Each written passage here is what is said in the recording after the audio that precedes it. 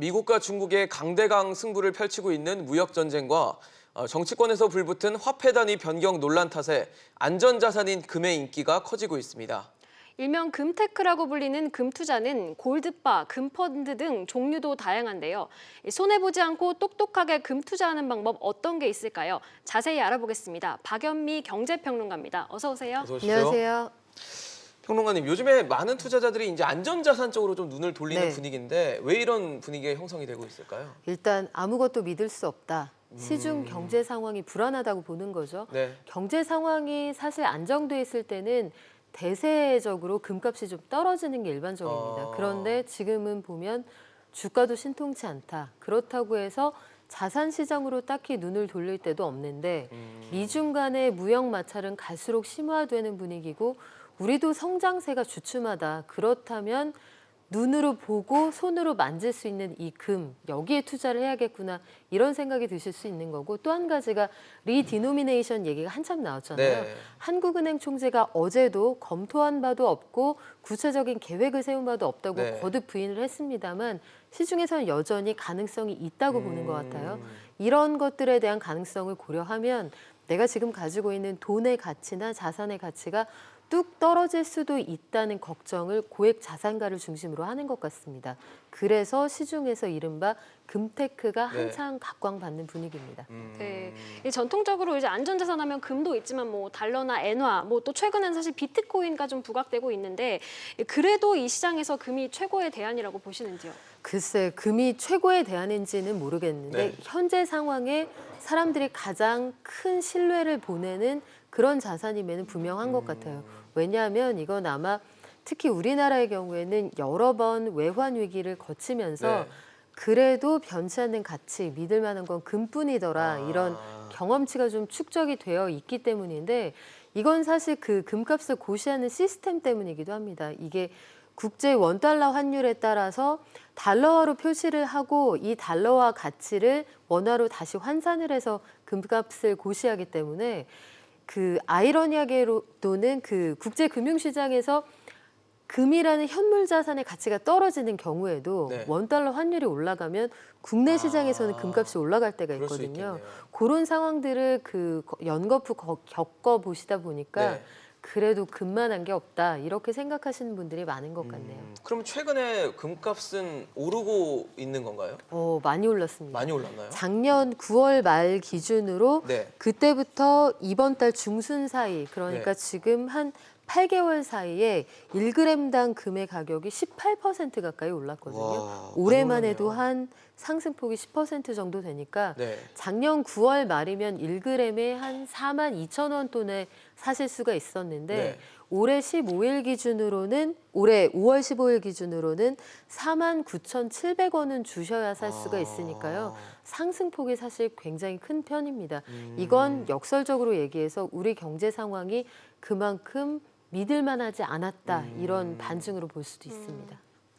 금값 변동에 따라서 이제 가격이 달라지는데 금이 정말 안전한 투자 자산이라고 볼 수 있는지 좀 그것도 좀 의문이 드는데 그 부분은 어떻게 보시나요? 여러 가지 경제 상황이 안정돼 있을 때는 앞서 네. 말씀드린 것처럼 그래서 금이라는 대안에 눈을 돌리지 않아요. 말씀하신 것처럼 금이라는 게 국제 시세에 따라서 그리고 원달러 환율에 따라서 가치가 급변동할 수 있는 자산이기 때문에 이게 태생적으로 안전자산이다 이렇게 보기는 어려운데 네. 이제 경제 상황이 어려워지고 아무것도 믿을 수 없다 하는 시점이 되면 그래도 금은 당장 내다 팔 수 있고 소위 환금성이 좋고 국제 통화로서의 기능도 갖추고 있고 자산 가치가 급등락해도 금의 경우에는 어느 정도 버퍼가 있다고 보시는 거예요.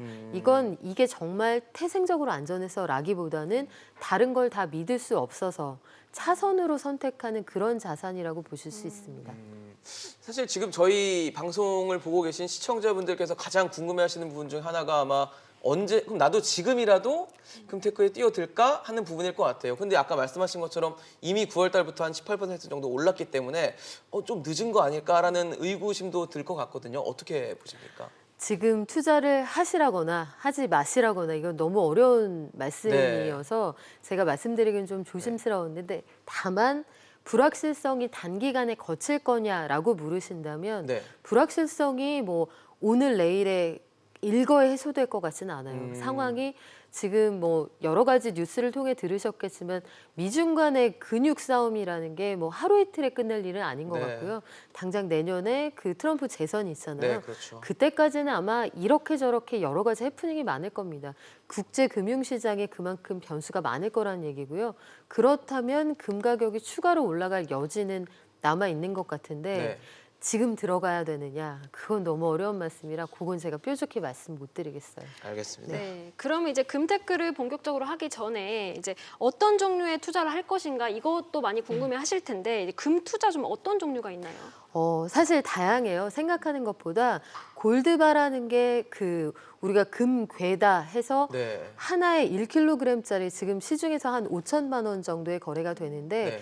일반 서민들이 그 정도 사이즈의 거래를 하긴 쉽지 않고요. 그렇죠. 고액 자산가들이 그쪽에 눈을 돌리고 있다면 일반 그 투자가들의 경우에는 KRX 한국거래소를 통한 금 투자가 가능하고요.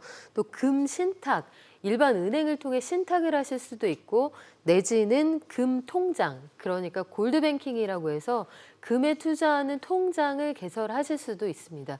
근데 각자 다 장단점이 있거든요. 네.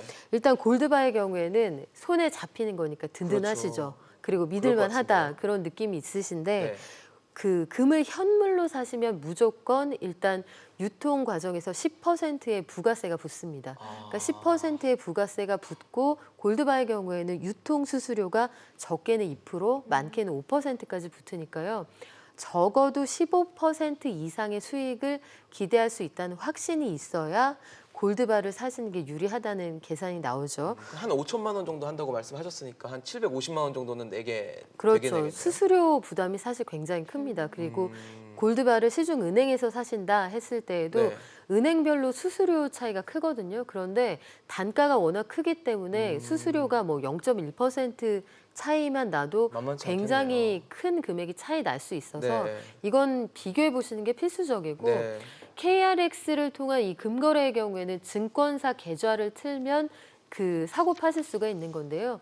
주식처럼 간단하게 사고 팔 수 있다는 것도 장점이고 거래 수수료가 낮은 편인데 매매 차익에도 과세가 되지 않습니다.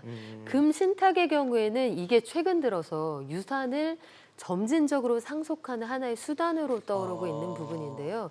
이게 일단 거래 비용이 없고 매매 차익에도 과세가 되지 않는다는 게 장점이에요. 이게 보통 5년에서 10년 단위로 거래를 하시는데 중간에 해지가 가능한 상품들도 꽤 많이 있습니다. 그렇군요. 은행의 금통장의 경우에는 거래 수수료는 골드바보다 저렴하잖아요. 그렇네요. 그런데 팔았다, 매매 차익이 발생했다 했을 때는 이자 배당 소득세가 15.4%가 붙으니까 네.